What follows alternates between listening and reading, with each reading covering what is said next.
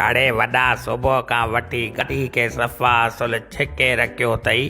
काॾे तो हली रस्ते में किथे पेट्रोल पंप ॾिसी त ब्रेक ज़रूरु हणजांइसि। पेशाब लॻो आहे ठाउको सफ़ा पासा ई वठिजी विया आहिनि वॾा। यार पाण हलूं था इस्लामाबाद लॾे सॼो सेटअप उते कंदासीं। हाणे सिंध में पाण खे नाहे रहणो। यार छो भला पंहिंजी सिंध त भली आहे, पाण हितां छो पिया लॾे वञूं। वॾा सिंध में जेतिरे ताईं वॾेर को निज़ाम ख़तम कोन थींदो एतिरे ताईं सिंध तरक़ी कोन कंदी। इन्हनि हराम खोरनि वॾेरनि असांजो जीअण जंजाल करे छॾियो आहे। वोट बि वठनि असां खां, हक़ बि खाइनि असांजा। सिंध जी तालीम तबाह कई इन्हनि वॾेरनि, सिंध जा रोड रस्ता तबाह कया वॾेरनि। धाड़ेलनि सां यारी रखी माण्हुनि खे अॻवा कराए भूंगा वठनि वॾेरा। यार जेतिरे ताईं इन्हनि वॾेरनि भोतारनि जी सफ़ाई न कई वेंदी एतिरे ताईं असांजी सिंध जा हालात बहितर कोन थींदा। मुंहिंजी त हितां सफ़ा दिलि टुटी पई आहे। इस्लामाबाद था हलूं, उते हली पंहिंजे बचड़नि खे तालीम ॾियारींदासीं वॾा।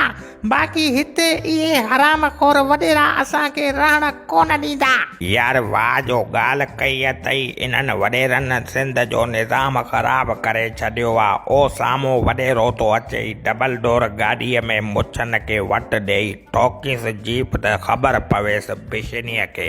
वॾा 2 ॾींहं पहिरियां जो किसो थो ॿुधायां। ॻोठ जे हिकु स्कूल में मां पाण वारे नंढड़े पुट खे दाख़िल कराइण लाइ वठी वियुमि। ॾिठुमि त स्कूल में गॾा ॿधा पिया आहिनि। सिधो वॾेरे जी ओताक ते आयुसि। चयोमांसि भोतार तव्हांजे ॻोठ जे स्कूल में गॾा ॿधा पिया आहिनि। वॾेरो चवण लॻो इहे गॾा मां पाण ॿधाया आहिनि। जेकॾहिं ग़रीब हारी जो पुटु तालीम हासिल कंदो उन में शऊर अची वेंदो, पोइ असां वॾेरनि जी ग़ुलामी केरु कंदो। बाबा मां त चवां थो इन्हनि वॾेरनि खे पकड़े कपिड़नि धोइण वारी सोटी सां कुटिजे, पोइ हितां जा हालात बहितर थींदा वॾा।